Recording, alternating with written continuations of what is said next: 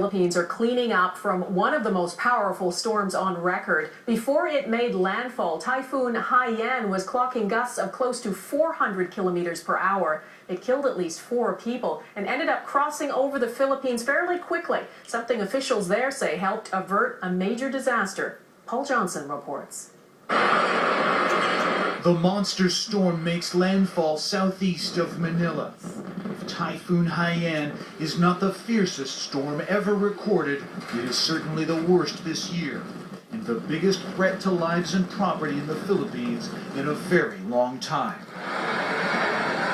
Shortly before striking the Philippines, the U.S. Navy clocked Haiyan's strongest gusts at more than 300 kilometers an hour, making it the equivalent of a Category 5 hurricane in North America, the worst kind. Haiyan is thought to be bringing a storm surge of up to 5 meters and is battering an area prone to flooding and landslides. Many here live in homes nowhere close to capable of withstanding its force.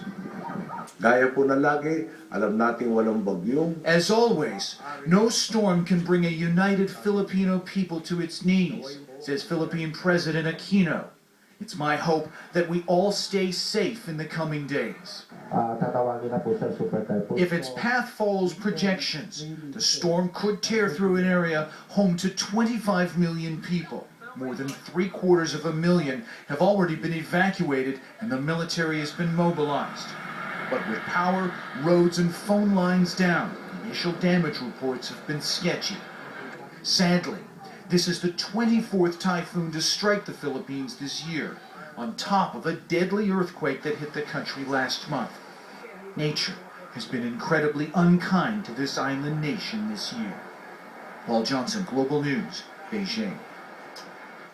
And here's a measure of how big that typhoon is. The U.S. Navy clocked sustained winds of 314 kilometers per hour just before it roared ashore in the Philippines. By comparison, Hurricane Camille, which hit the U.S. in 1969, had winds of 305 kilometers per hour, and Hurricane Katrina had winds of 205 kilometers per hour.